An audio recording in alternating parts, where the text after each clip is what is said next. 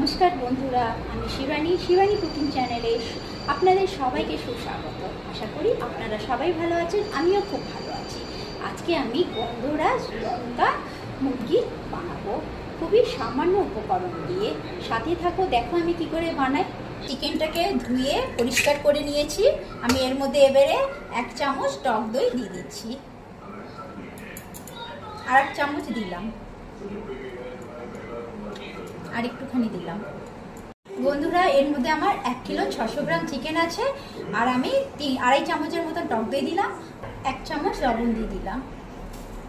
বন্ধুরা, এই হলো গন্ধরাজ লেবুর 1 টুকরো লেবুর আমি রসটা এর মধ্যে দিয়ে দিচ্ছি।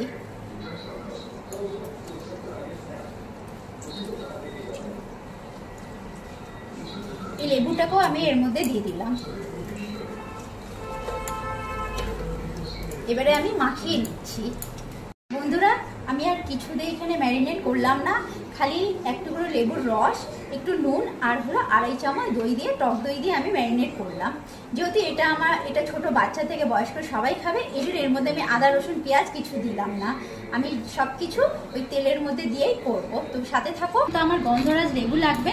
এরকম আমার কাছে এইটুকু লেবু আছে, আমি এটা দিয়েই হলো আজকে গন্ধরাজ চিকেনটা বানাচ্ছি। 1 কিলো 600 গ্রাম চিকেনে আমি 2টো রসুন দিচ্ছি, 1 টুকরো আদা দিচ্ছি, 7-8টা মতন কাঁচা লঙ্কা দিলাম। আমি পেঁয়াজ একটাই দিলাম। আমি যেহেতু গন্ধরাজ চিকেন বানাবো, সেই জন্য আমি পেঁয়াজটা বেশি ব্যবহার করছি না, আমি একটাই দিচ্ছি। বন্ধুরা, এবারে আমি পেঁয়াজটা কেটে নিচ্ছি। পেঁয়াজটা আমি একটু মিহি করে কাটছি। আমি পেঁয়াজগুলো কেটে নিলাম। বন্ধুরা, রসুনগুলোর খোসা আমি ছাড়িয়ে নিচ্ছি। রসুনগুলো আমি সব ছাড়িয়ে নিলাম। 8-9টা লঙ্কাকে আমি জল দিয়ে ধুয়ে নিলাম। এই মিক্সিটার মধ্যে পেঁয়াজ, রসুন আর হলো কাঁচা লঙ্কা পিষে নেব। আদাটার খোসাটা ছাড়িয়ে নিলাম, এটাকে টুকরো করে নিচ্ছি।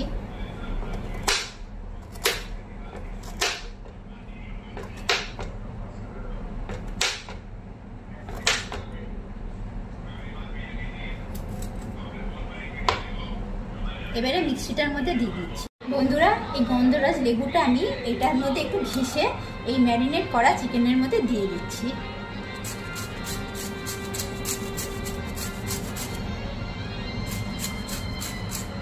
এটাকে মেখে নিচ্ছি। আমি সর্ষের তেল দিয়ে দিলাম কড়াইতে। আমি এইটুকুই তেল দিলাম, এই যে এতটা তেলে আমি পুরো চিকেনটা রান্না করব।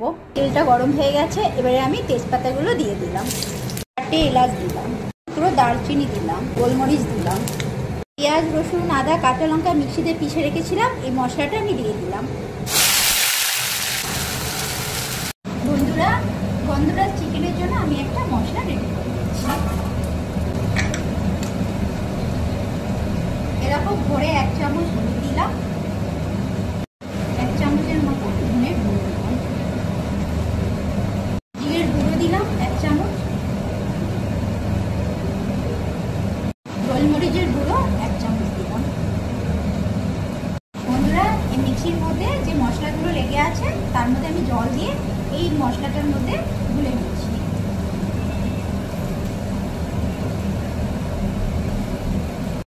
বন্ধুরা, এর মধ্যে আমি 1 চামচ লবণ দিলাম, এবার আমি গুলে নিচ্ছি। মশলাটা আমার হালকা ভাজা হয়ে গেছে, দেখো, কারণ চিকেনটা দিলে আর একটু ভাজা হবে। বন্ধুরা, চিকেনগুলো আমি দিয়ে দিচ্ছি মশলাটার মধ্যে।